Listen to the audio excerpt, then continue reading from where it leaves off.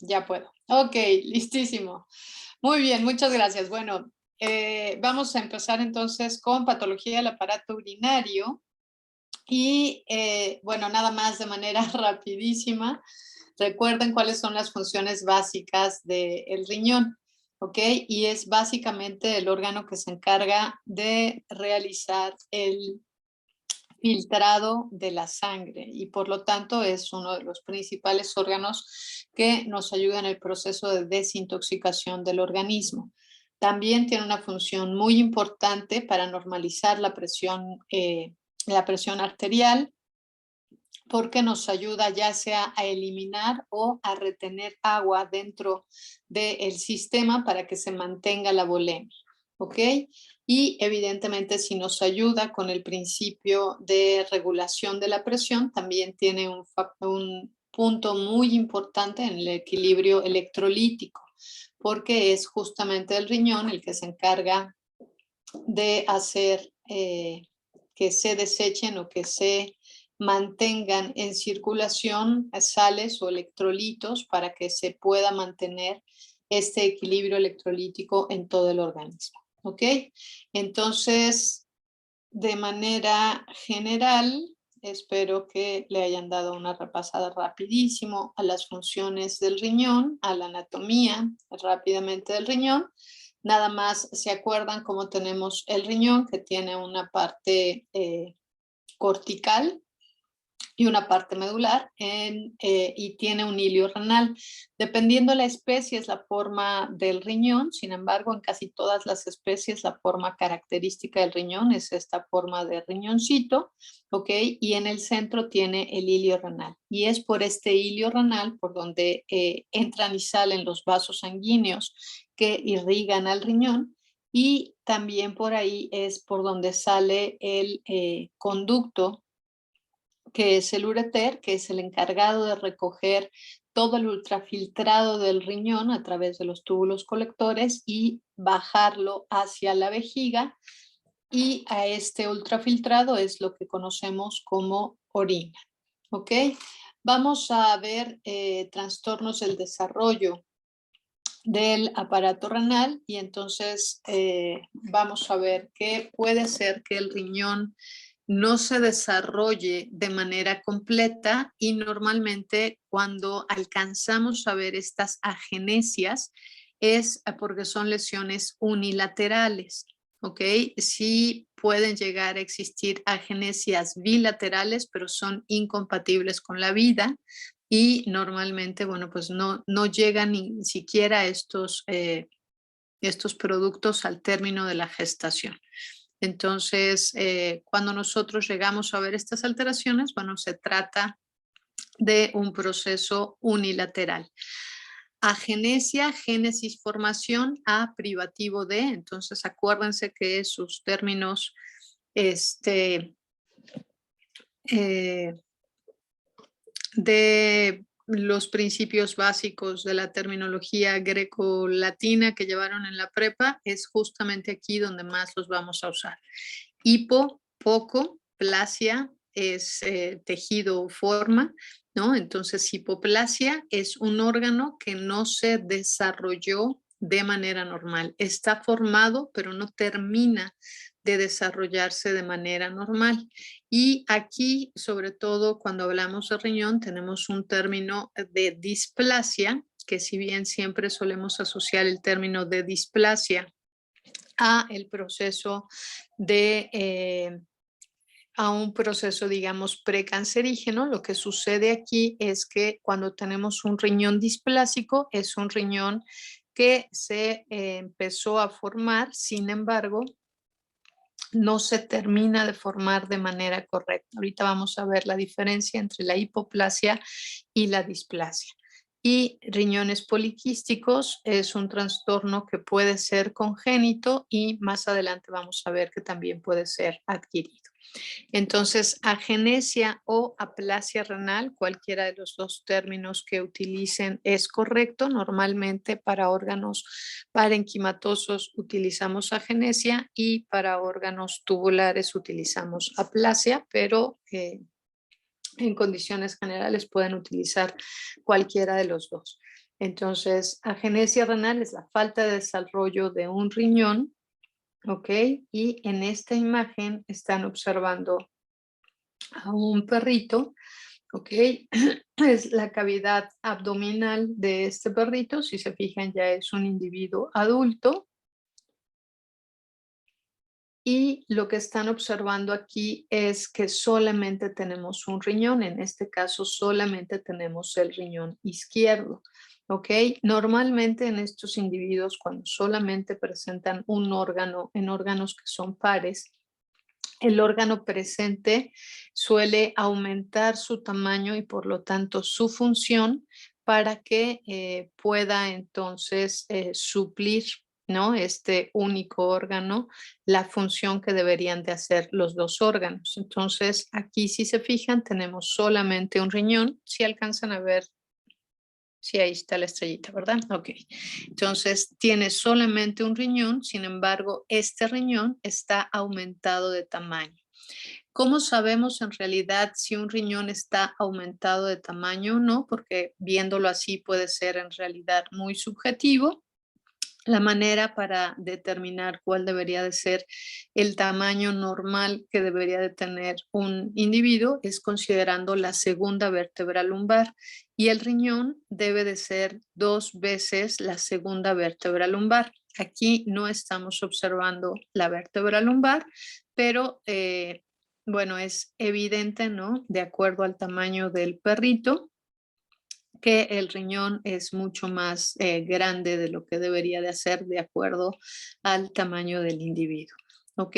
Pero recuerden siempre, para poder tener certeza de que un riñón esté aumentado o disminuido de tamaño, siempre lo tenemos que hacer en algo que sea en relación a ese individuo. Evidentemente, no podemos decir, es que los riñones de los perros miden 2 centímetros, porque tenemos tamaños de perros muy diferentes y no puede ser el mismo tamaño del riñón el de un chihuahueño que el de un Rottweiler o el de un pastor de los Pirineos, ¿no? O sea, siendo tallas distintas, van a ser evidentemente los órganos de tamaño distinto. Y aquí por eso siempre tomamos como referencia la segunda vértebra lumbar. ¿Ok? Cuando esta alteración se presenta entonces en un solo lado, ¿no? Tenemos ausencia de, en este caso, el riñón derecho, pero el riñón izquierdo está presente, entonces este individuo puede continuar adelante con su vida sin que tenga mayores conflictos de los que tendría un individuo con 2 riñones, siempre y cuando este riñón no tenga una lesión, perdón, lo suficientemente grave que comprometa la funcionalidad. Y en estos casos de agenesia renal, el ureter de este lado, como tiene un origen embriológico distinto al del riñón, puede estar presente o ausente. ¿Ok? Se ha visto, ustedes tienen acá, que hay cierta tendencia familiar en algunas razas de perros. Perdón, no había visto ese letrerito porque tenía esto acá. En algunas razas de perros, y de estas razas de perros, normalmente aquí los que vemos con mayor frecuencia son perros Beagle o Yorkshire también. Pocos pastor de Shetland o Doberman Pinscher nos han tocado con estas alteraciones. No es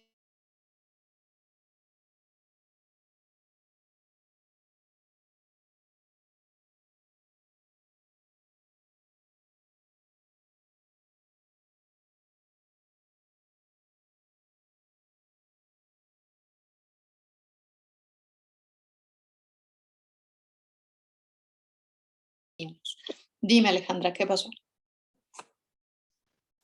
Entonces, ¿la aplasia es un tipo de agenesia o eran lo mismo?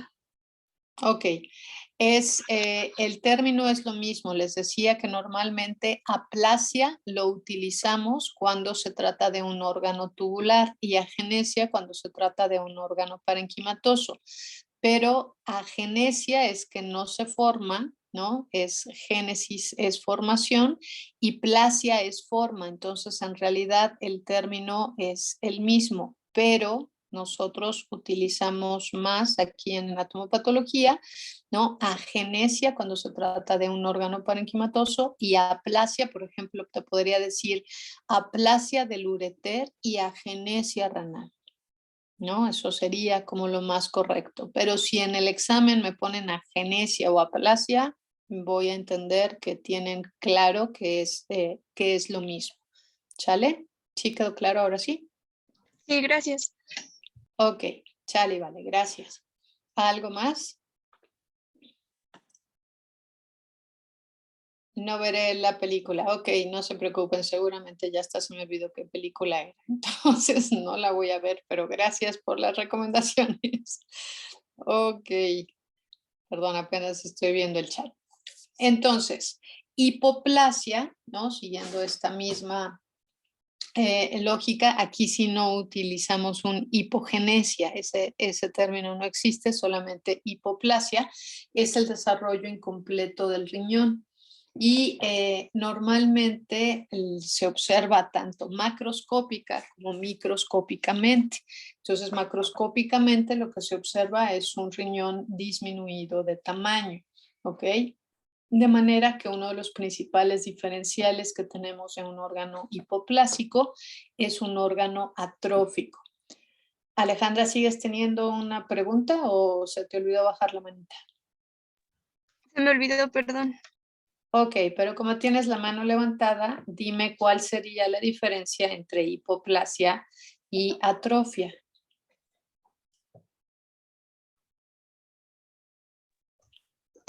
Pues la hipoplasia puede estar como de nacimiento ahí y la atrofia sería como que era un riñón sano y se atrofió y perdió parte de su tejido.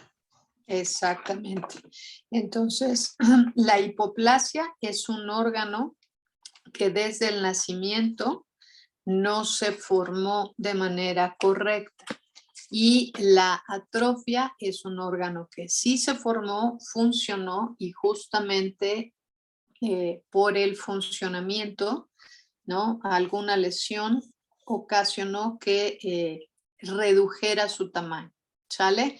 Entonces, macroscópicamente vamos a ver un riñón disminuido de tamaño y la mayoría de las ocasiones, ¿no? Pasa exactamente lo mismo que pasaba con la agenesia, el riñón restante compensa la funcionalidad del riñón que no está funcionando de manera correcta, ¿ok?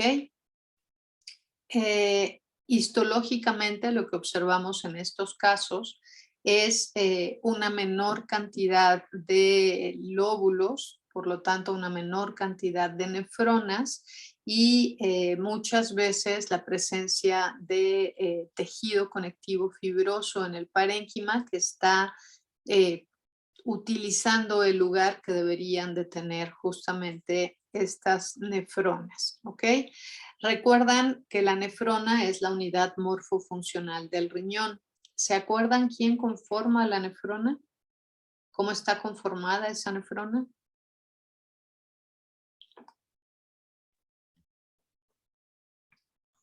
Eran los tubos proximal, distal, el asa de Henle, no me acuerdo.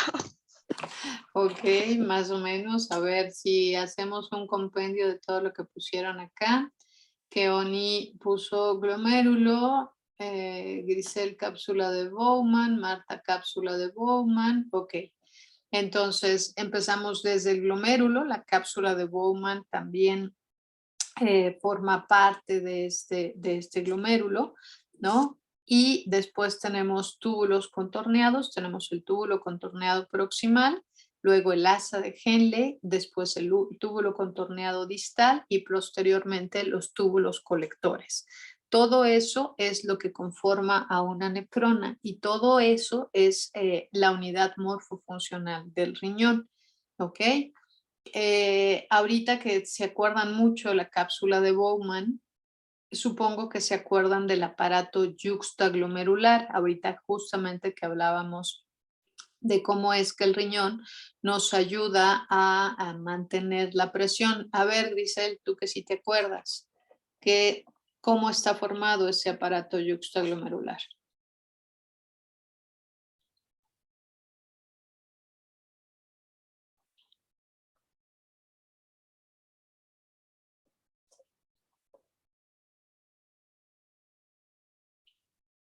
Hola.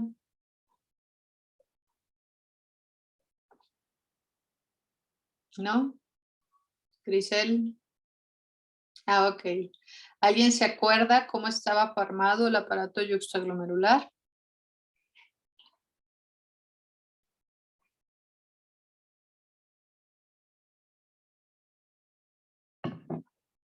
Eso es lo estoy pensando. Qué bueno. Ok, sí, evidentemente la cápsula de Bowman, por eso justamente les decía, por eso se acuerdan de la cápsula de Bowman, ¿no?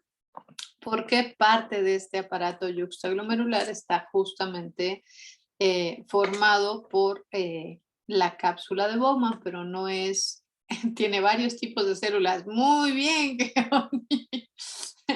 me parece bien. Bueno, de algo se acuerdan, que lo formaban varios, varios tipos celulares y por eso era un aparato. Muy bien, vamos bien. Ok, Jamie, perfecto. Las células yuxtaglomerulares, ok. La cápsula de Bowman.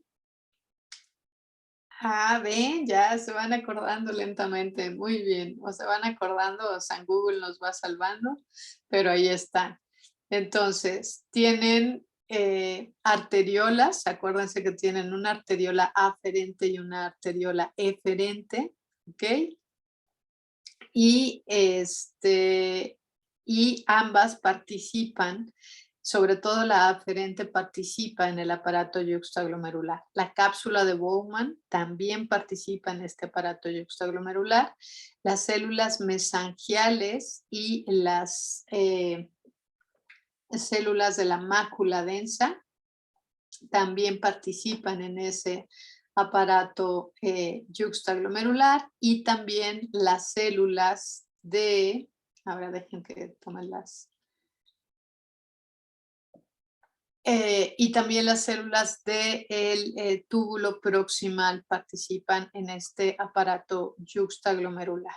Entonces, sí, es cierto, ¿no? Como decía Keoni, son varios tipos celulares y histológicamente, ¿no? Ahorita no lo vemos, pero les voy a subir una presentación para que vean y se acuerden más o menos, están proximales las unas a las otras, ¿ok? Entonces hay una interacción entre estas células y cuando ahí se sensa la presión de oxígeno sanguínea es justamente lo que permite que se puedan liberar estas sustancias, ¿no? Ya sea la renina, la angiotensina o el angiotensinógeno, para que sea convertido en angiotensina a nivel pulmonar y que ayude a regular la presión, ¿ok?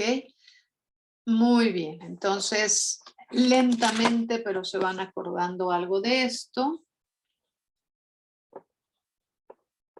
Perdón por interrumpirlos. Mande, Creo Diana. que ya abrió el registro. ¿Ya lo abrieron? Por lo que veo, ya puede abrir las ligas. 9:42. Bueno, vayan a registrarse y nos vemos. ¿Sí se puede? Sí, Ok, pero al menos con usted, con la liga, yo ya estoy con usted. ok. Bueno, pues entonces vayan, regístrense y nos vemos. Yo creo que en 10 minutos se registran, ¿no? O menos. De hecho, Bueno, ya sí. se están registrando. Bueno, vayan a registrarse. Corran, corran. El grupo Son es los juegos del hambre ni el juego 16. del hoyo, pero...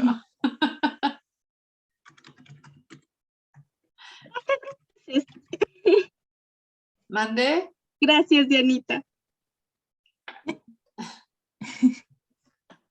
Hubieran llegado tarde. Sí, hubiera llegado tarde.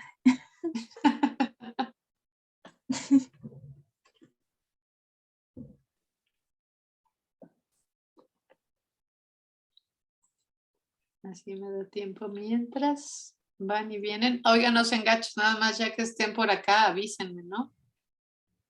Doctora, ¿quiere parar la grabación? Ay, gracias. Sí, sería bueno que yo hiciera eso. Listísimo. Bueno, entonces, regresando a la hipoplasia, aquí sí la hipoplasia puede ser unilateral o bilateral. Evidentemente, en los casos de hipoplasias bilaterales, por un lado, macroscópicamente es más difícil verlo porque no hay diferencia o los dos riñones están disminuidos de tamaño, y por eso les decía la importancia de que tuvieran siempre un punto de referencia válido para cada individuo, y siempre la segunda vértebra lumbar es la que les va a ayudar a determinar cuál debería de ser el tamaño normal de estos riñones. ¿Ok? Para que consideremos hipoplasia, se considera que haya una reducción sustancial en el tejido de más del 25%, ¿no? Entonces aquí ya dicen del 33 al 50. Bueno, pues si es más del 25, entonces ya se puede considerar como un órgano hipoplásico, y se puede llegar a presentar en realidad este tipo de alteraciones en cualquier especie. Aquí abajo están observando los riñones de un ave. Si se acuerdan, los riñones del ave son trilobulados, ¿no? Tienen el lóbulo craneal, el medio, que es el más largo, y el distal acá abajo del lado izquierdo, y el del lado derecho, si se fijan en relación a su contraparte, está bastante disminuido de tamaño. Entonces se puede llegar a observar en cualquier especie. ¿Alguien sabe de qué especie es el riñón que está en la imagen superior? Ese cambio de color. Bovino, ¿no, doctora? Muy bien. ¿Quién fue? Alejandro, ¿verdad? No, fui Jorge, doctora. Ah, Jorge, gracias. Es que no me aparecen los nombres. Entonces, sí, Jorge, es justamente un riñón de bovino. Entonces, acuérdense que los riñones de los bovinos son multilobulados, ¿ok? Solamente los bovinos y los úrsidos tienen los riñones de esta manera, pero sería muy raro que les mostráramos riñones de oso, entonces siempre es más fácil irse por lo más común. Entonces, son riñones de bovino. Dime, Alejandra. Entonces no podemos diferenciar la hipoplasia de una atrofia a nivel macro, tendríamos que verlo en un corte histológico. Lo puedes hacer, ¿no? Por ejemplo, si te ayudas de la edad. Si tienes un individuo de menos de un año, sería muy complicado que estuvieras pensando en un órgano atrófico, ¿no? Claro, dependiendo la especie. Si es un colibrí y es un año, pues entonces sí ya podría ser atrófico. Pero lo que voy es, por ejemplo, en un mamífero que un periodo de vida, no sé, por ejemplo, de un perro es de 12 años, si observas una lesión de disminución de tamaño de un órgano, ¿no? En un individuo juvenil, pues es más fácil considerar que se trate de un problema de formación que de un problema ya de degeneración, ¿no? Entonces, las edades nos ayudan, ¿no? Y lo demás, pues, te ayuda, evidentemente, y te confirma la histopatología. Entonces, no sean tan tajantes de que solamente el histológico, no, ¿no? Cuando lleguemos a la displasia, ahí sí les diría solamente histológicamente es como pueden darse una diferencia, porque hay ciertas estructuras histológicas que se tienen que presentar en un riñón displásico, que justamente nos puede ayudar a diferenciarlo de otras alteraciones. Pero hablando de hipoplasia, pues podemos darnos una idea por la edad, ¿no? Por los antecedentes del individuo. Mira, aquí otra vez estamos viendo un riñón de un bovino, ¿no? Bueno, los riñones de un bovino, y hay diferencia entre el riñón que tenemos del lado derecho al riñón del lado izquierdo, ¿no? Si yo estoy viendo estas imágenes y no tengo más idea de la edad del individuo, podría tratarse de una hipoplasia renal o de una atrofia renal, ¿no? Entonces aquí sí la historia clínica es importante. ¿Sale? ¿Sí quedó claro? Sí, doctora, gracias. Va que va. Muy bien, ya estoy viendo sus mensajes acá arriba de que todos decían bovino. Entonces, sí. Ay, Nayeb, Katia y el otro no veo quién es, y Grisel, ¿no? Se trata justamente de riñones de bovinos.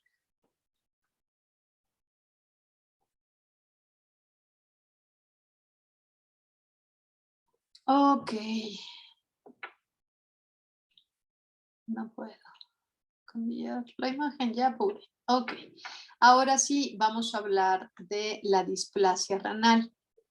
Y el término de displasia renal justamente es un término en donde tenemos una anormalidad en el desarrollo del riñón, pero aquí hay una diferenciación anormal del tejido que se está formando. Igual puede ser riñones, bueno, lesiones unilaterales o bilaterales, pero aquí sí, como el desarrollo es incompleto, puede ser muchas veces que estos riñones displásicos estén disminuidos de tamaño, ¿ok? Pero normalmente también aquí vamos a tener ciertas características macroscópicas que los hacen distintos. Entonces, macroscópicamente los podemos ver disminuidos de tamaño o con la presencia de quistes. ¿Ok? Y entonces ahí ya tendríamos que tener en consideración como diferenciales de una displasia renal, una hipoplasia renal o un riñón poliquístico, ¿ok? Pero el diagnóstico de las displasias es histopatológico, la confirmación es histopatológica justamente por las lesiones que se observan. Entonces, por un lado, hay diferenciación asincrónica de nefronas. ¿Esto qué significa? Que en un individuo, ¿no? En el corte histológico del riñón de este individuo, podemos observar nefronas ya maduras, ¿no? Completas, bien formadas, es decir, los glomérulos que ya se observan funcionales, los túbulos completos, ¿no? Y en el mismo tejido observamos esas mismas estructuras, pero como las observaríamos en un tejido, por ejemplo, que está en formación, ¿no? Si alguna vez, no creo que tengamos, bueno, histológicas, ahorita vienen imágenes histológicas, pero los órganos, por ejemplo, de individuos que están en formación, ya sean fetos o en individuos recién nacidos, cuando observamos los glomérulos o los túbulos de estos individuos, se observan hipercelulares chiquitos, ¿no? Y evidentemente todavía no pueden realizar la función de manera correcta porque están terminando de formarse. Entonces, si ustedes observan el riñón de un individuo recién nacido, eso sería lo que verían, pero de manera generalizada. Aquí vemos justamente esta asincronía, unas nefronas que ya son maduras y están bien formadas y otras nefronas que no están bien formadas, que están apenas en formación, que son hipercelulares muy chiquitas, evidentemente no tienen una función correcta. ¿Ok?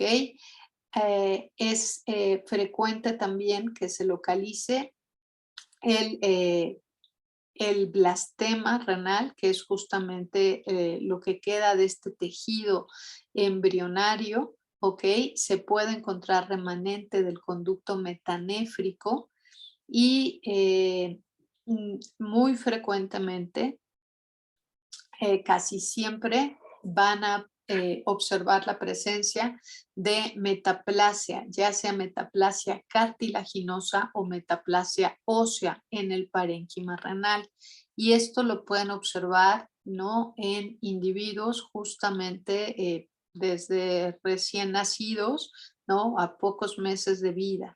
Entonces, si se fijan, ya tienen muchas más características, ¿no? Que digo, evidentemente si tienen una parte que está osificada en el riñón, eso macroscópicamente sí lo podemos ver, pero no siempre es tan fácil verlo, ¿ok? ¿A qué se ha asociado este tipo de alteraciones como la displasia renal? Bueno, si bien se considera un defecto congénito, se han asociado ciertos agentes virales en algunas especies. Por ejemplo, en perros, ¿no? Bueno, en cánidos en general, infecciones por herpes virus pueden ocasionar estas alteraciones de displasia renal. En gatos, el virus de la panleucopenia viral felina lo puede llegar a ocasionar. En bovinos, el, el pestivirus de la diarrea viral bovina lo puede llegar a ocasionar, y en cerdos se ha asociado más que algún agente viral a deficiencias de vitaminas, principalmente deficiencia de vitamina A. ¿Ok?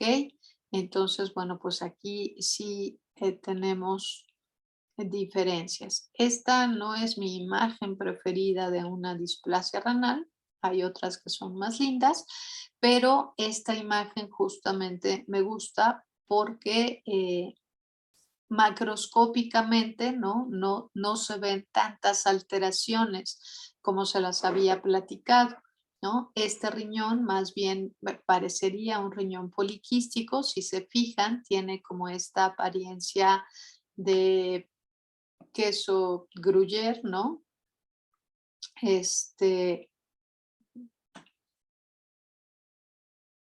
¿Cuál no es un riñón, Grisel? Es riñón, los dos son riñones.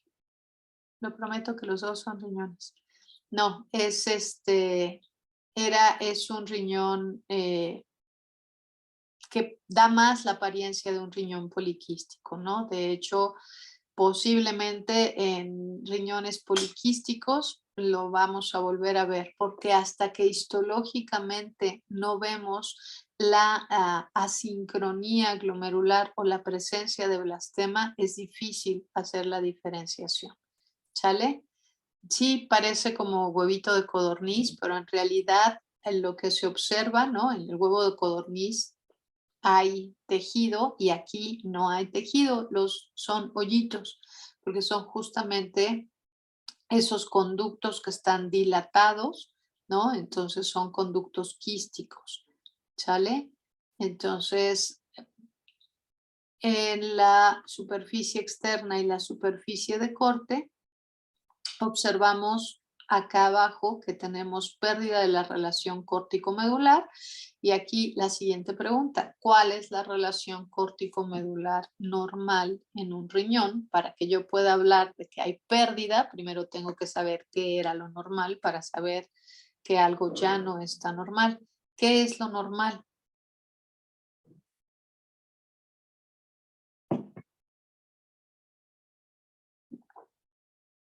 Silencio. Los perdidos están pensando.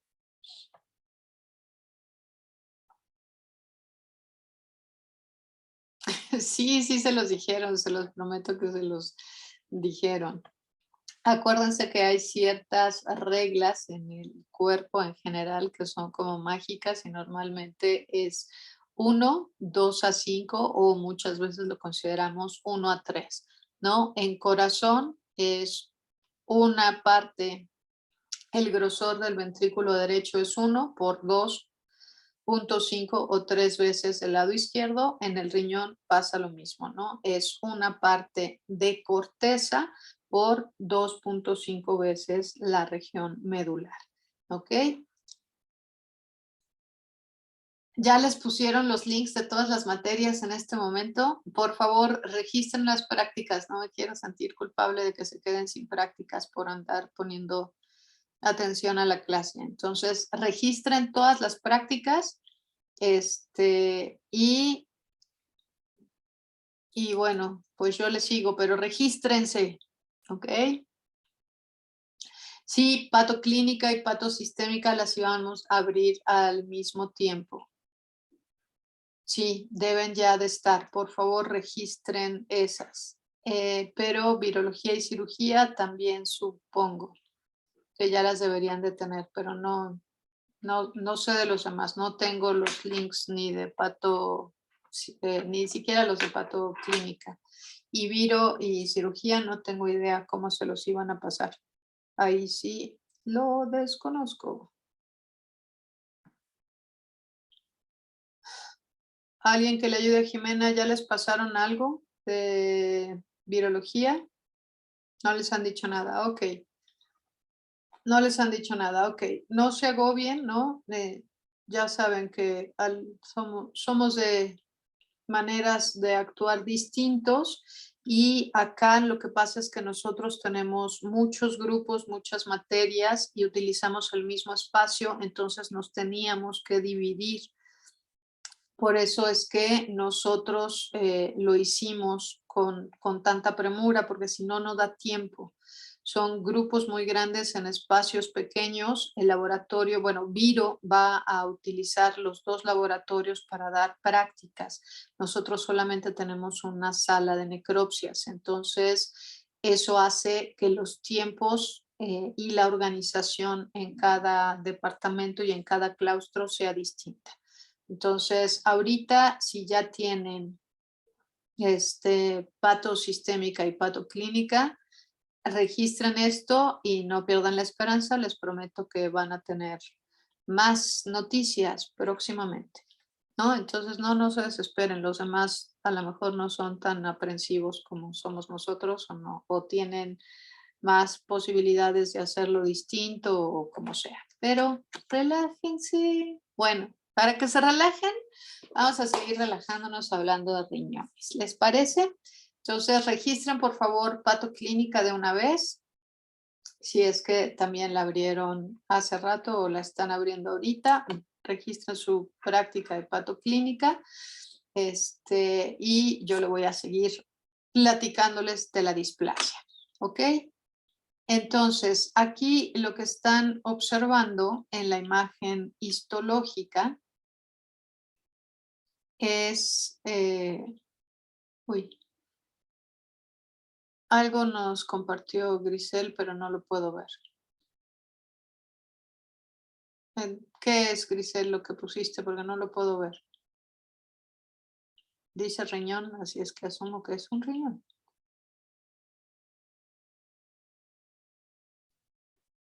Bueno. Si ya nos dijiste, no lo sé. Ah, ok, un riñón con displasia. Muy bien, no lo puedo ver. Tengo que salirme de aquí para abrir y ver la otra. Sí, les digo que hay mejores imágenes. De hecho, más adelante vienen más imágenes de displasia, pero justamente esta que está aquí me sirve para que vean que macroscópicamente, por eso les digo que la displasia no necesariamente es tan fácil hacer el diagnóstico, ¿ok? Y el diagnóstico es histológico. Entonces, esto que están viendo aquí es justamente lo que hablábamos de esta asincronía de los glomérulos en este caso. Entonces, si se fijan, este es un glomérulo que está, toda la parte del mesangio está disminuida de tamaño, está muy celular, ¿no? Esto es algo de lo que vemos en estos riñones que están en formación. Sin embargo, si se fijan aquí, ¿no? El espacio urinario, esto de acá es la cápsula de Bowman, la distancia que hay entre la cápsula de Bowman y lo que es el glomérulo en sí está muy aumentado de tamaño. Esto que está aquí, ¿no? Este espacio virtual es lo que conocemos como espacio urinario, ¿no? Está aumentado de tamaño justamente porque este glomérulo ya está funcionando, pero como no está funcionando de una manera ideal, pues entonces empieza a tener alteraciones. Entonces, este glomérulo se empieza a volver quístico, igual que los túbulos que están observando acá.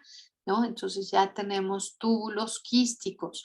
Si se fijan y se acuerdan, espero, de cómo es una imagen histológica de un riñón normal, nunca tenemos tanto parénquima, ¿no?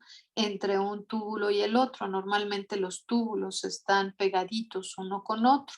Entonces, esto de acá ya nos habla de que hay una alteración en el parénquima renal y vemos que hay asincronía glomerular en este caso y vemos la evidencia de blastema y entonces eso que macroscópicamente habíamos pensado que se trataba de un riñón poliquístico, cuando lo vemos histológicamente vemos que en realidad corresponde a un caso de una displasia renal. Ok, aguántenme a que le pueda pasar acá. Y esta imagen ya es algo que es macroscópicamente, ¿no? Más fácil de poder ver que se tratara justamente de una displasia renal.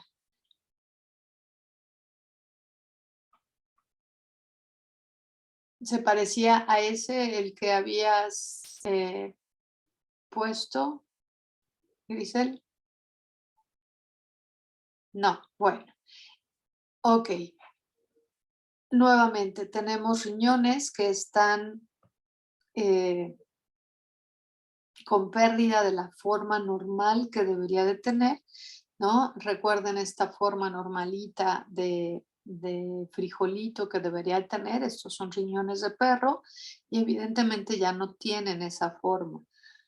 Estamos observando un riñón que está mucho más disminuido de tamaño que el otro, sin embargo ninguno de los dos tiene la forma normal.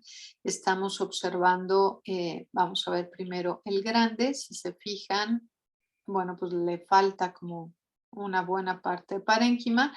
Ya no alcanzamos a observar la relación córtico-medular que debería de tener, ¿no? De hecho, me cuesta trabajo ver, aquí tengo corteza, pero hasta acá tengo corteza, entonces ya no tiene la forma normal. La médula también está aumentada, tiene cambios de color.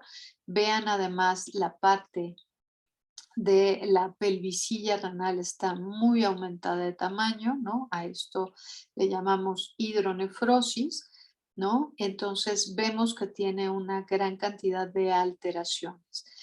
Aquí a lo mejor no me resulta tan fácil ver que esto de acá sea una metaplasia cartilaginosa. Sin embargo, en el riñón de la derecha, lo que alcanzo a observar es que ya no parece riñón, ¿no? Ha sido reemplazado este parénquima renal casi en su totalidad por este tejido blanco de consistencia dura que es una parte de hueso y la mayor parte de tejido cartilaginoso. De hecho, de parénquima renal normal, en este riñón casi que esto es lo único que me queda de tejido renal y todo lo demás ha sido reemplazado o sustituido por ese tejido displásico, ¿ok? Entonces no necesariamente es, aquí a lo mejor, bueno, por la forma sería más fácil de poder observar de qué se trata, ¿ok? Sin embargo, por ejemplo, se volvería importante ver el estudio histopatológico para ver cuáles son las alteraciones que están presentándose y lo más seguro es que lo que veríamos es esto, ¿ok? Entonces aquí está el blastema, este tejido embrionario primitivo que está señalado con la flechita verde, esto de acá, ¿no? Es el blastema, entonces quedan en el parénquima renal estos remanentes de tejido embrionario, ¿no? Volvemos a lo mismo, si yo les enseñara solamente esta parte, sería muy difícil que pudiéramos distinguir que realmente se trata de un parénquima renal, ¿no? O sea, alcanzo a ver túbulos, pero no tienen la forma normal que deberían de tener los túbulos. Vemos unos túbulos dilatados, quísticos, al lado de unos túbulos que están disminuidos de tamaño, ¿no? Que están como en este proceso de formación, y esto es parte de esta asincronía. Hace rato vimos la sincronía glomerular, ahora estamos viendo la sincronía tubular, ¿no? Vemos unos túbulos grandes y dilatados que ya están quísticos y unos túbulos que no están desarrollados de manera normal.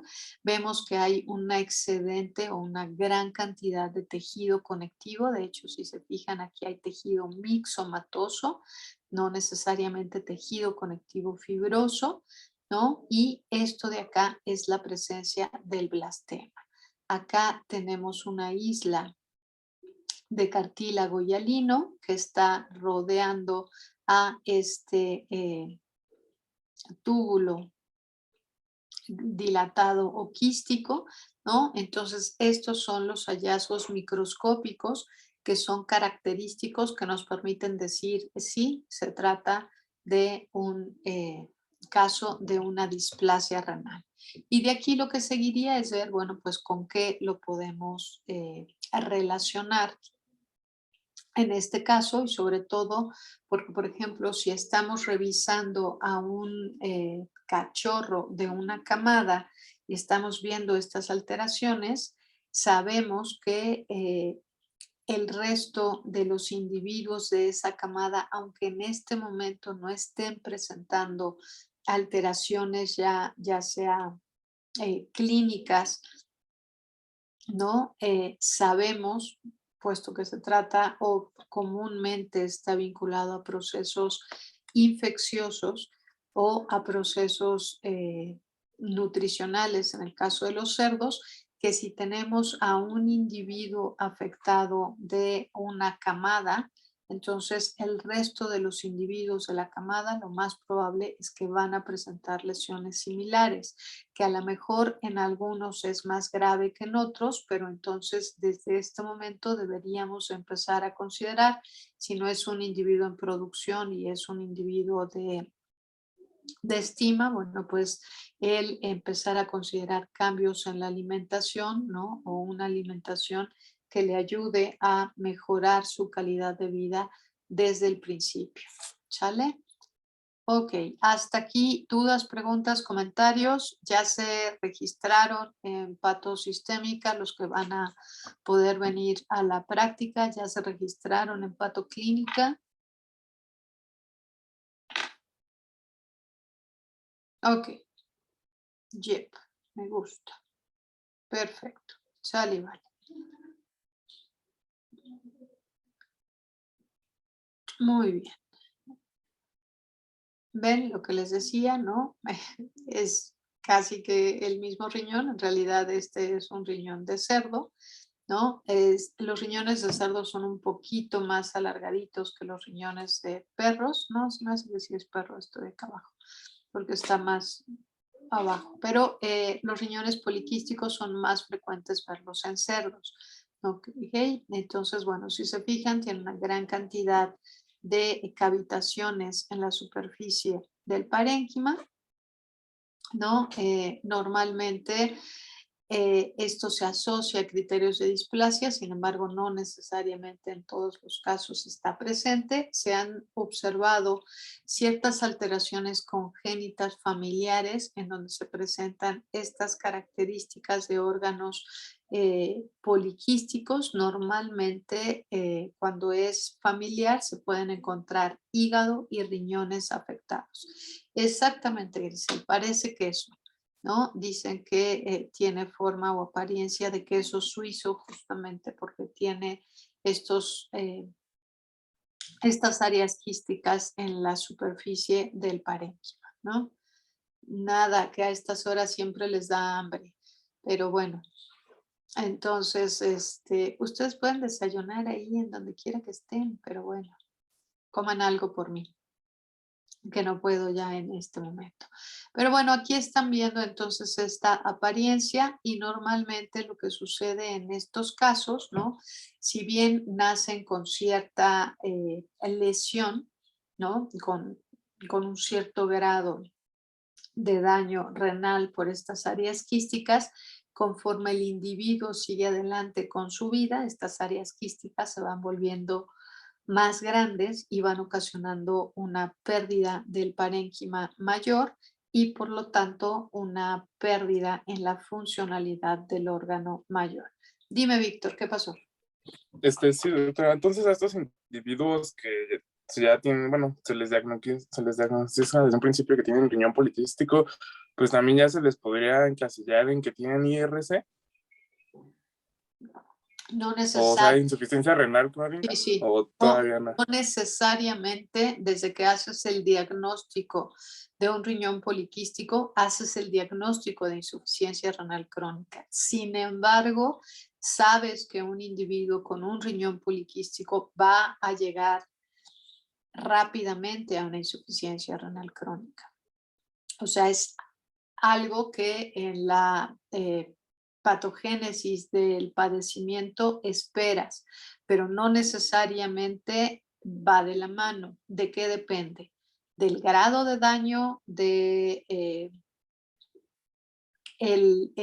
si están afectados de igual manera los dos órganos o uno de los riñones está más afectado que el otro, ¿no? Puede ser también la edad del individuo, el que no tenga otras lesiones además.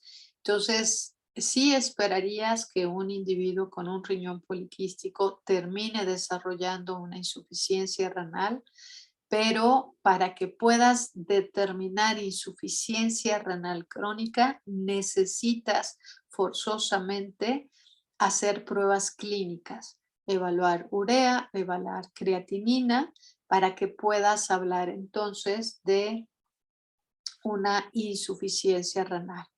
Y el riñón poliquístico, pues finalmente es un término que te habla de la forma del órgano. Evidentemente sabemos que hay una relación directa entre la funcionalidad del órgano con esa forma o apariencia normal que debería de tener, ¿no? Pero para que puedas hablar de insuficiencia renal necesitas las pruebas clínicas. ¿Sale? ¿Sí quedó claro? Sí, doctora, bueno, es como igual en clínica la habíamos estado leyendo, había estado uno de los, pues sí, de los factores más predisponentes, sobre todo en niños humanos, era justamente esto, riñón poliquístico. Eso. Entonces, pues, bueno, entonces se tendría que hacer la correlación igual con los exámenes clínicos. Sí, gracias, doctora. Exactamente. En niños, ¿no? Que está más estudiado también como un síndrome familiar en niños, sí, sabes que van a llegar a insuficiencia renal, los empiezan a tratar como pacientes con insuficiencia renal, justamente porque saben que lo van a terminar desarrollando, ¿no? En realidad pues no les va nada bien a estos niños que nacen con este tipo de alteraciones, en el caso de humanos, en el caso de perros, porque no se desarrollan de manera correcta. Es muy parecido lo que le pasa a un paciente que tiene este tipo de alteraciones, ¿no? Como el que nace con una cardiopatía congénita grave. Nunca desarrollan el tamaño que deberían de tener, son más pequeños, tienen problemas, en este caso, ¿no? Derivada de este mal funcionamiento renal, suelen tener problemas de presión arterial, por lo tanto repercute en el funcionamiento cardíaco y estamos hablando de niños, ¿no? O sea, de bebés, de niños menores de 1 a 2 años que ya tienen pues mucha complicación, ¿ok? ¿Cuándo podemos hablar de riñones poliquísticos adquiridos? Ok, podemos tener estas lesiones adquiridas que no van a ser de la misma manera, pero derivado, por ejemplo, de alteraciones intersticiales. Cuando tenemos un proceso inflamatorio en el intersticio renal, vamos a tener a consecuencia de este proceso inflamatorio un proceso de reparación y la reparación se da con fibrosis. Entonces, si empezamos a tener tejido conectivo fibroso en el parénquima renal, este tejido conectivo va a ocasionar que algunos de estos túbulos se vean comprimidos en su trayecto y empiezan a formarse estas dilataciones quísticas en el parénquima. Y entonces es cuando tenemos estos riñones quísticos o poliquísticos, pero adquiridos, a consecuencia de que haya habido una lesión previa en el intersticio renal. Algo de los agentes etiológicos, por ejemplo, que más afectan el intersticio renal para nosotros, ¿no? Por frecuencia o por incidencia de casos, son infecciones por leptospira. ¿Ok? Entonces, a consecuencia de las infecciones por leptospira, podemos tener riñones poliquísticos. Sin embargo, bueno, hay otros agentes que podrían también estar ahí involucrados. ¿Sale? Entonces, ahorita enfoquémonos en esta parte, ¿no?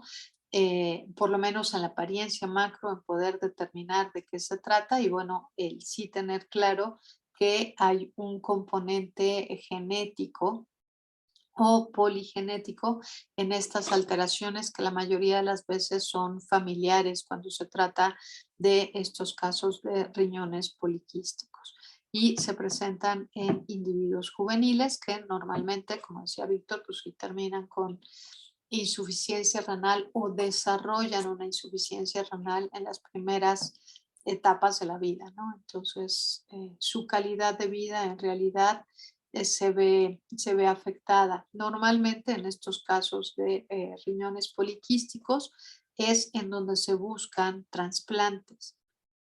No lo hacemos en veterinaria, pero evidentemente sí lo hacemos en el caso de humanos, ¿no? Buscar a alguien que pueda ser un donador para estos casos. El donador puede seguir adelante su vida con un solo riñón, pero esto le puede salvar la vida a un paciente.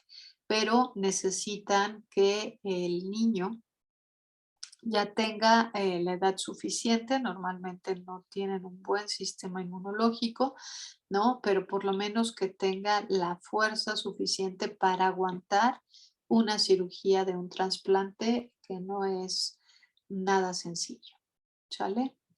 Ok, más de lo mismo y entonces, bueno, aquí lo que les decía, por especie, ¿no? En cerdos, en el White Landrace, dejen que entre Héctor.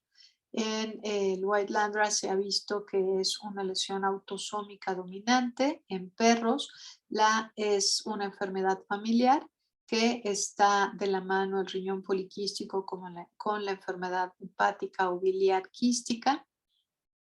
En gatos persas, en colis, igual que en cerdos, se ha visto que es, en persas y en cerdos es una lesión autosómica dominante y en otras razas de perros es también una lesión genética, pero no necesariamente dominante.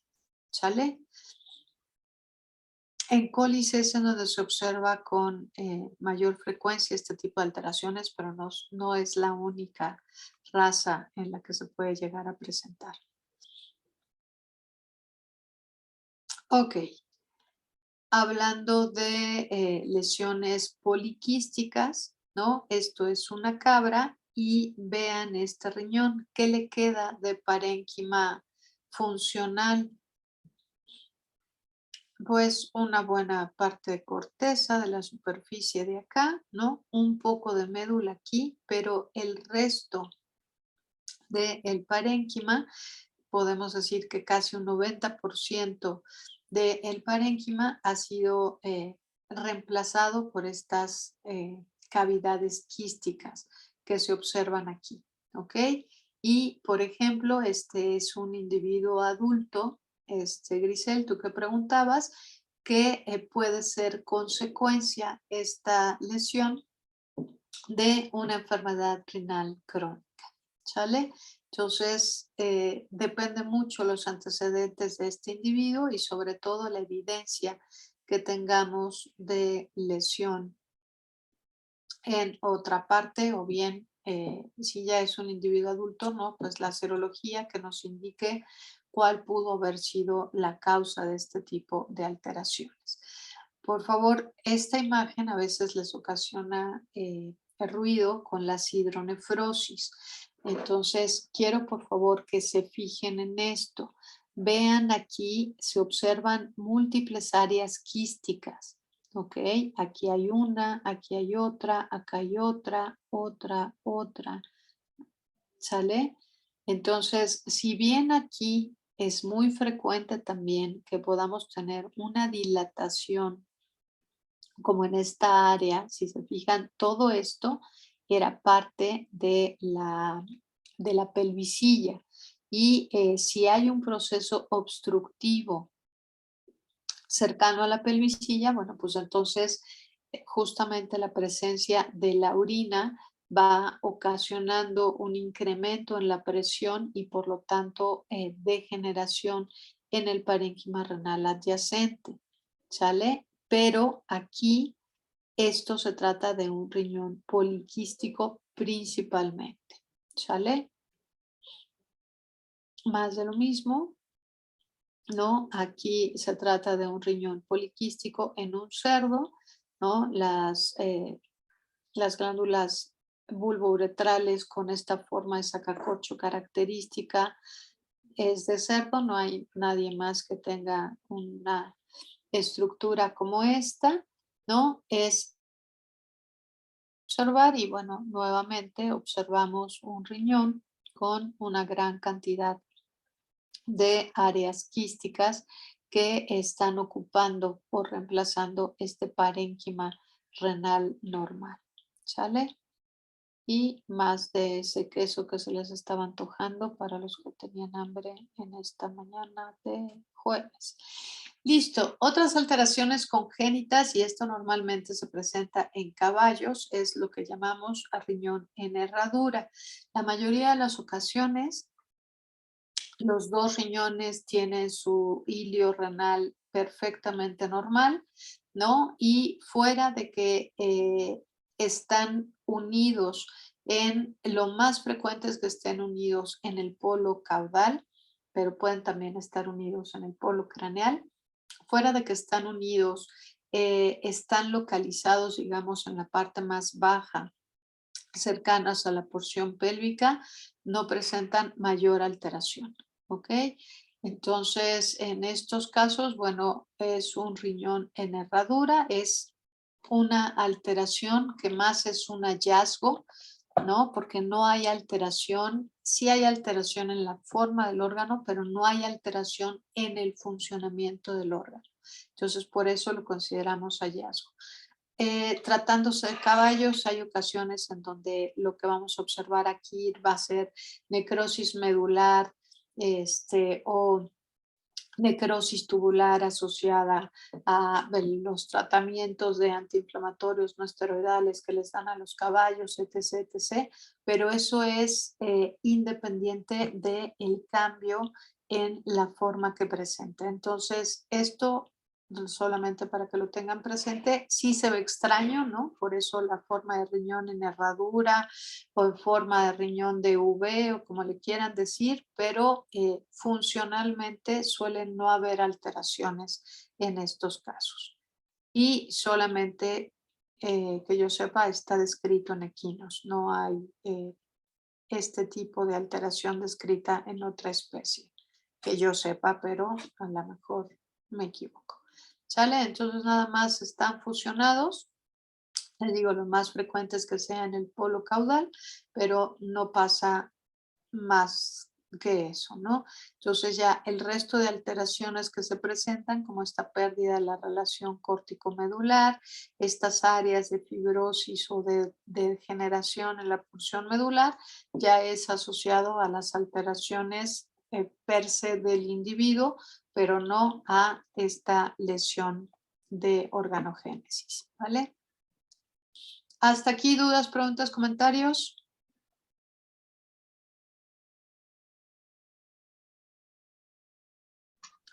No, doctora, gracias. Perfectísimo, sale, vale. Muy bien.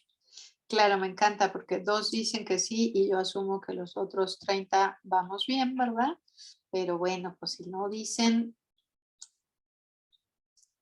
bien dicen que el que calla otorga. Vamos como viento en popa.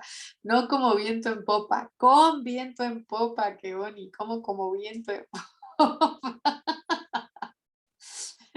Se nota que esto de la marineada no es muy lo nuestro, pero me quedó claro el comentario. Muchas gracias. Bueno, entonces vamos a hablar de alteraciones, alteraciones circulatorias que afecten al parénquima renal. Entonces, antes de llegar a hemorragias, recordemos que normalmente las hiperemias las tenemos como un proceso activo. ¿Qué puede ocasionar que haya un proceso de hiperemia, ¿no? Cambios en la circulación o que haya un proceso inflamatorio en cualquier lado? Y normalmente en cualquier lado. ¿Por qué? Porque el órgano encargado de filtrar la sangre y por lo tanto de desechar la mayor cantidad de carga tóxica que se encuentra en el organismo es el riñón. Entonces, siempre que tenemos un evento vascular, vamos a tener cambios en el color en el riñón. Normalmente, si ya lo estamos viendo nosotros en patología, entonces le llamamos congestión, pero el proceso activo es hiperemia. ¿Ok? Entonces, eso nada más para tenerlo claro.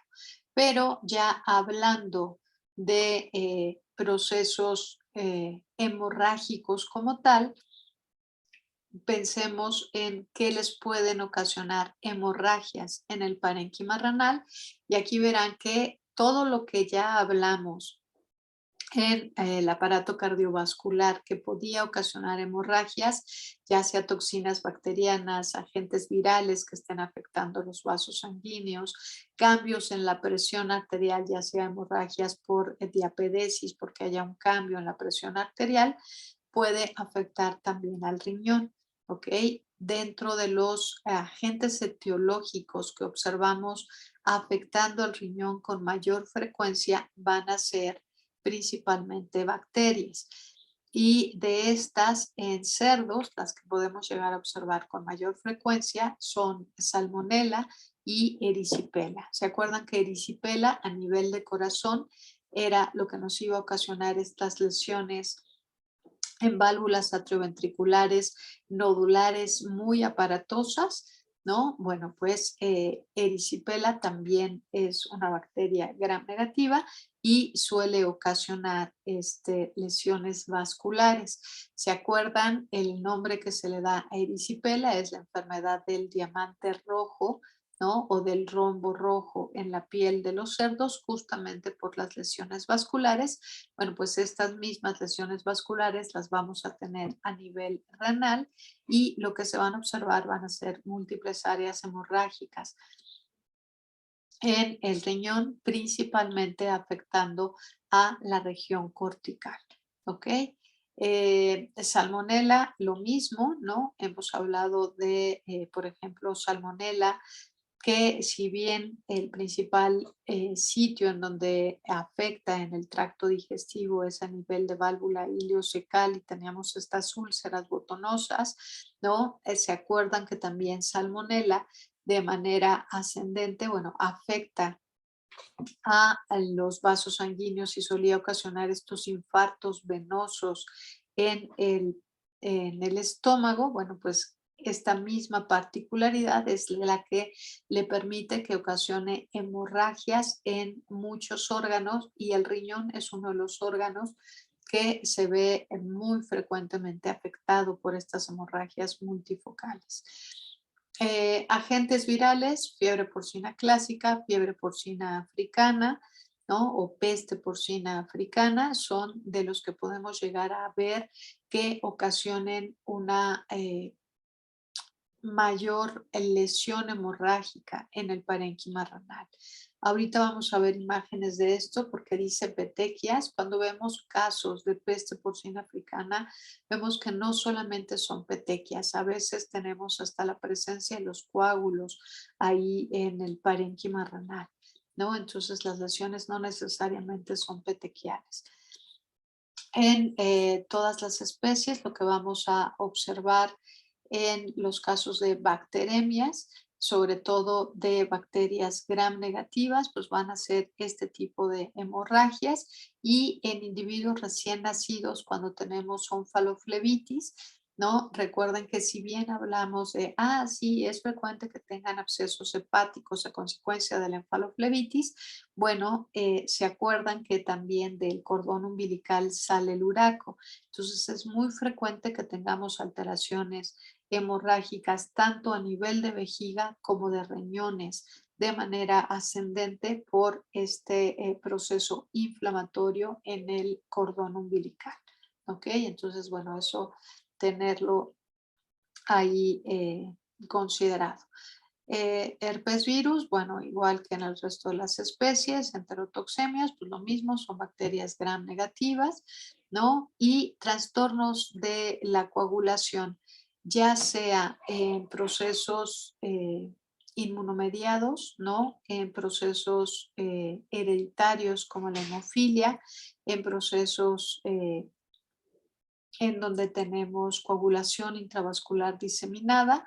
Recuerden que primero tenemos la coagulación intravascular diseminada. Esto nos va a ocasionar trombosis. Esta trombosis es frecuente que ocasione hemorragias en donde quiera que llegue el trombo, ¿no? Emboliza, llega a un lugar, ocasiona un infarto y por lo tanto hay una hemorragia alrededor de esta zona afectada por ese trombo, pero finalmente lo que sucede en estos casos de coagulación intravascular es que se consumen todas las plaquetas y lo que viene después de esta coagulación intravascular diseminada son hemorragias por consumo, ¿no? Tenemos coagulopatías por consumo, ya no hay plaquetas circulando de manera interna y entonces a la menor presión, ¿no? A veces no necesita haber presión, empieza a haber hemorragias y como no hay manera de poderlas detener, este tipo de individuos, bueno, pues puede llegar incluso a morir desangrado cuando tenemos estos problemas de coagulopatías, perdón, por consumo.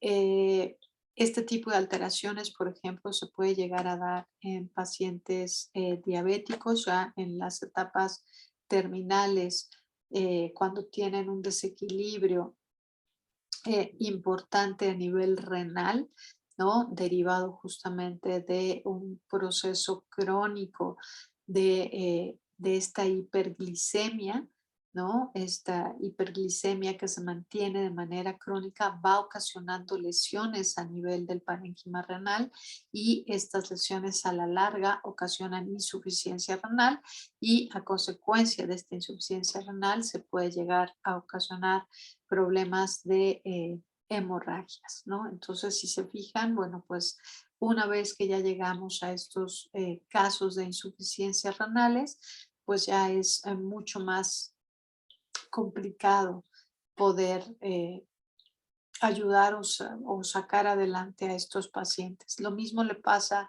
a estos individuos que hablaba Víctor hace rato, ¿no? Estos niños que tienen estos riñones poliquísticos que terminan desarrollando insuficiencia renal crónica, desarrollan coagulopatías por consumo y entonces llega un momento en que ya no los pueden tocar porque literalmente los tocan y se les hacen unas hematomas impresionantes, hay muchísimo dolor. Entonces, de verdad, créanme que no es algo que le desearíamos a nadie.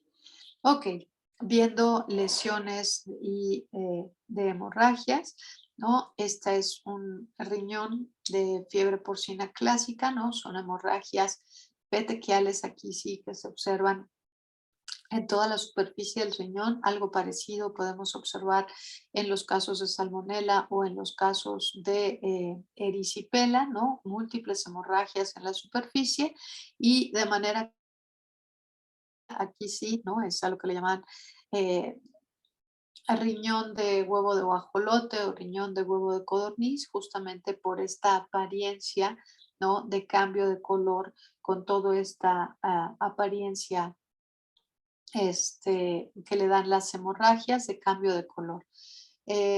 ¿Quién era? Creo que Oni, ¿no? El que hace rato decía de los huevos de codorniz. Bueno, pues si conocen los huevos de guajolotes, ¿no? Es mucho más grande y bueno, aquí sí no nos queda duda que se trata de un riñón de un cerdo, porque vean lo que les decía, si bien como esa forma de frijolitos, son como estos frijolitos más alargaditos, los riñones de los cerdos, ¿no? Parecen más alubias que frijolitos, porque son como más alargaditas.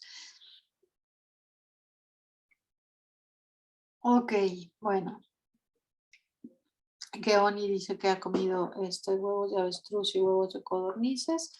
Entonces, bueno, pues a él, que es un gran comedor de huevos, supongo que se ha fijado en los cambios de coloración que presentan el color de los huevos, ¿no? Entonces el de codorniz es parecido a esto, el de guajolote es parecido a esto, el de avestruz tiene un hermosísimo color verde como esto que está acá del fondo y es mucho más grande, y supongo que después de comer un huevo de avestruz quedarás lleno por un buen rato, Keoni, pero bueno.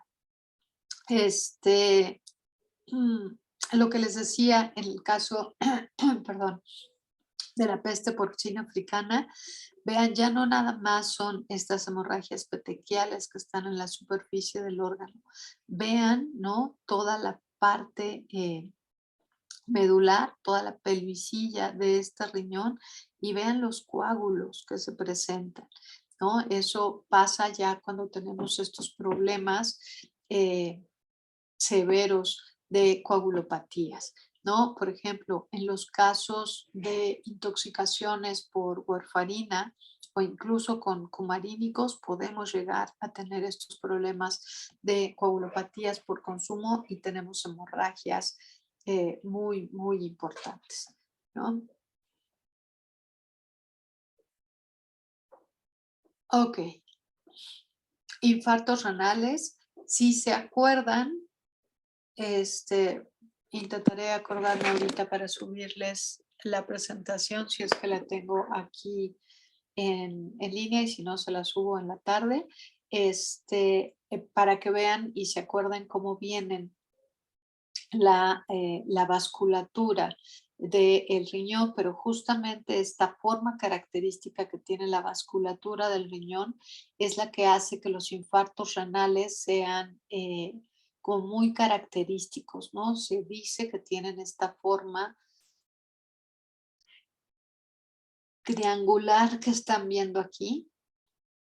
Característica, claro que ya que la vemos en la vida real, pues no todos los triangulitos son tan perfectos como quisiéramos, ¿no? Pero bueno, si se fijan, pues sí tiene más o menos esta forma triangular. Es más fácil ponerla en un esquemita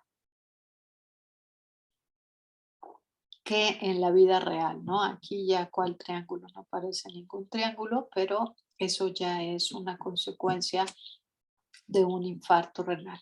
Entonces, acuérdense que por tiempo, ¿no? O por cronicidad, los infartos, vamos a tener en un principio un infarto rojo, que es un infarto agudo. Posteriormente se observa un cambio de coloración, en donde se observa un cambio a color blanco, y cuando ese infarto ya está, digamos, viejo, ya todo eso ha sido reemplazado por tejido conectivo fibroso, entonces no nada más queda de color blanca, sino que hay depresión en el parénquima. Entonces aquí estamos viendo un infarto rojo, ¿no? Esquematizado, el infarto agudo. Posteriormente vemos la zona hemorrágica solamente en la periferia y toda la parte central, ya con cambios degenerativos, y una vez que ya tenemos el reemplazo por tejido conectivo fibroso, entonces ya vemos que hay un área de depresión en el parénquima. ¿Okay? Este es un esquemita en donde solamente hay un infarto, pero podemos observar, ¿no? En la superficie de este riñón, que la zona infartada es mucho más grande, ¿no? Entonces, si se fijan aquí, casi la mitad del riñón está afectada por este evento isquémico. Ay, me falta el aire, esperen. Ok, y es muy frecuente, ¿no? Que cuando tenemos un evento de trombosis no tengamos solamente un área afectada, sino que sean múltiples áreas. Entonces, en esta imagen, justamente lo que me gustaría que vean, hay muchas alteraciones que se están presentando en esta imagen. ¿Ok? Entonces, bueno, primero, especie.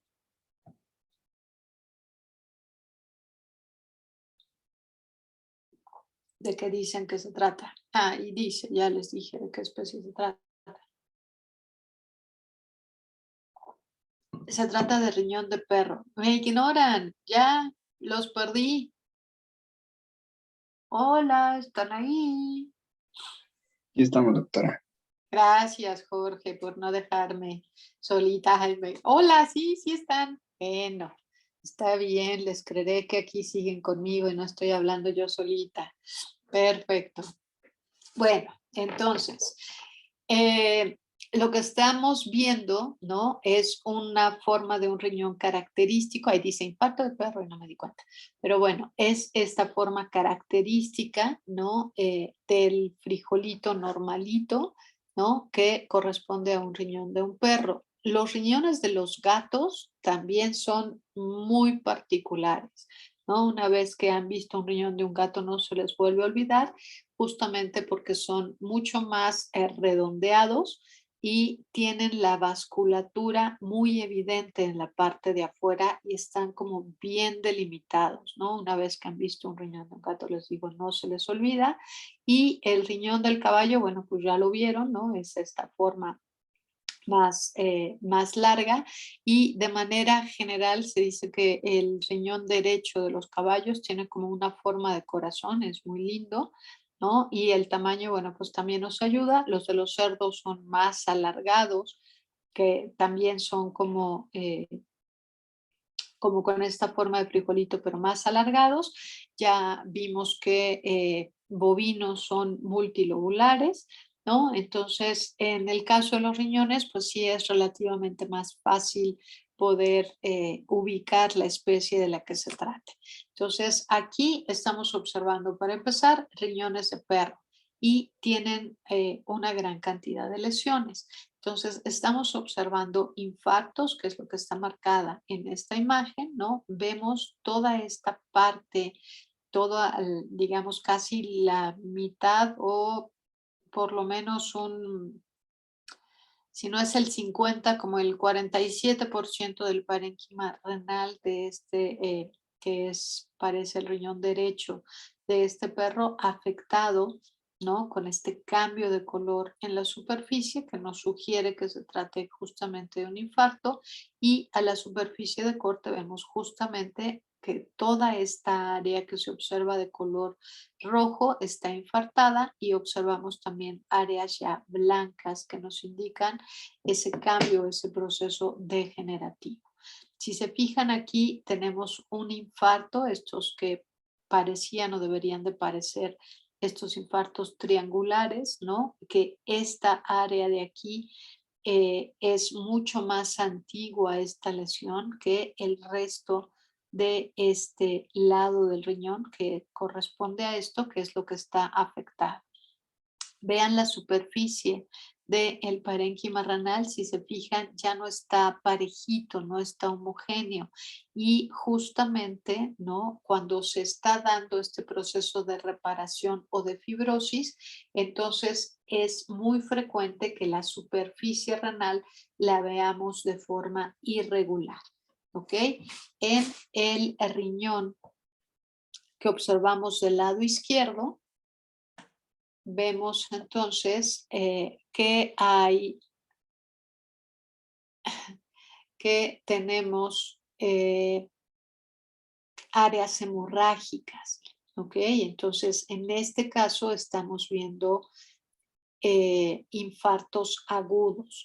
Vean, este sí tiene como esta forma característica de triángulo en la parte cortical, sin embargo, si se fijan otra vez, casi de aquí para acá lo observamos completamente rojo, ¿no? Un rojo ennegrecido que nos habla de un proceso hemorrágico. ¿Sale? Vemos la porción medular que también la observamos de color negro. Entonces aquí ya estamos observando que además del infarto tenemos una zona de necrosis medular y vean la diferencia de color de riñón. ¿Qué les ven de diferente a estos dos riñones? ¿O eso no les llamó la atención porque no está marcado con infarto? ¿Notan que hay una diferencia? Primera pregunta, ¿cuál es el color normal de los riñones? Como Alberto, marrón. sí, ok. Marrón, ¿no? Como café rojizo, ese café marrón característico. ¿Sale? ¿Qué color, Víctor, le ves a esto de acá? Al de la parte izquierda inferior, Ajá, pues se ve un cambio de coloración a amarillo, muy notorio. amarillo. Sí, Ah, me encanta. Yo no lo veo amarillo, pero sí vemos que es un color o bueno, diferente. sí es Yo diferente. lo No sé veo si ya como sea, verde. no sé si tenga daltonismo ya, la verdad. No.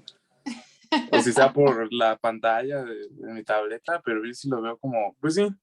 No, sí, estoy de acuerdo contigo que es un cambio de color. Sí se ve más claro que esto es evidentemente no es café, ¿no? Y a lo mejor yo lo veo más verde, pero sí es un verde, verde amarillento, como este verde limón, ¿no? Entonces, ¿sí lo ves así o lo sigues viendo No, sí, amarillo en sí, tu sí. tableta? No, sí, Ah, ok. sí, como, pues sí, sí, sí alcanzo a encasillarlo en ese tono de colores. Ok, entonces ya desde ahí eso nos está indicando, ¿no? Este cambio de color, además de los procesos hemorrágicos que presenta, que este riñón está filtrando, ¿no? Algo que está ocasionando que cambie de color. Ahora, con este color verde amarillento o amarillo verdoso que tú lo ves, ¿en qué podrías pensar, Víctor, que le pudiera dar esa tonalidad al riñón? ¿Qué se te No sé, ocurre? algún proceso supurativo o bueno, que esté infectado por alguna bacteria, se me ocurre a mí tal vez. Ok, si estuviéramos pensando en un proceso supurativo, entonces estaría esperando un exudado purulento, Bueno, sí, ¿verdad? ¿ok? O evidencia de una nefritis embólica, por ejemplo, que estuviera llegando con bacterias y entonces ver ese exudado. Alberto también dice que lo ve amarillo café, ok, O ustedes lo podría ven ser depósito amarillo. de fibrina por algún intento de reparación. Ok, si fuera fibrina podría tener sentido porque tendría esa apariencia amarilla que tú ves, pero estaría principalmente en la superficie del órgano. Y aquí, si se fijan, es el órgano como tal el que está cambiando de color. Sí, sí lo alcanzan a ver, ¿no? Vean este color café y este de acá se observa de color. Ustedes lo ven de color amarillo, yo lo veo de color verde. Entonces, piensen en pigmentos que tengamos en el organismo que puedan tener este color verdoso. Bueno, Inhibición Grisel, por bilis. exactamente, ¿ok? Entonces, cuando tenemos un problema de una colecistitis, ¿ok? Y empezamos a tener una hiperbilirrubinemia, ¿no? Y empezamos a tener mucha bilis circulando, ¿quién filtra la bilis? Los riñones. ¿Ok? Entonces los riñones van a cambiar de color y recuerden que finalmente la bilis es un metabolito que no debería de estar circulando en el organismo, sino que debería de estar saliendo por el colédoco directamente a el tracto intestinal para que ayude a metabolizar, pero cuando se queda circulando en el torrente circulatorio, entonces es un compuesto que es tóxico, ¿ok? Y es un compuesto tóxico, en este caso, para el riñón porque es el que lo está metabolizando. Entonces, válgame, alguien lo ve blanco con dorado. Me queda claro que bendita diversidad, ¿no? O sea, pero lo que sí es que no lo vemos el mismo color todos. Pero bueno, no importa el color que lo vean, siempre y cuando se den cuenta, una, que no es el color normal, y la otra, ¿no? Que sí lo podemos encontrar asociado a algo. Si yo pienso en un blanco con dorado, a menos que sean la chica de oro, ¿no? La chica dorada, no veo cómo podríamos tener ningún pigmento dorado circulando, entonces me queda más fácil pensar en que sea una excesiva cantidad de bilis circulando en sangre y que el color sea más verde que dorado, pero bueno, se vale que cada quien vea aquello que le parece mejor. Pero bueno, pero sí está claro entonces que hay, si bien estamos poniendo estas imágenes que están ejemplificando las zonas de infarto y de hemorragias en el riñón, ¿no? Hay muchas más lesiones que están pasando al mismo tiempo, ¿no? Ya que tenemos lesiones como estas, pues es difícil que sea solamente una lesión y es mucho más frecuente que tengamos múltiples lesiones afectando a el órgano, ¿no? Para aquellos de sangre dorada, definitivamente yo no soy de esos, pero mi sangre, todas las veces que me la he sacado, se ven rojita, rojita. Pero bueno, ok. Más imágenes de infartos ya antiguos sin llegar a estar fibrosados, ¿no? Ya no son estos infartos rojos. Bueno, aquí con un poco de imaginación, si se fijan en la orillita, se ve un poco rojito y ya el resto del parénquima se observa de color blanco, ¿no? Que nos habla de este proceso degenerativo.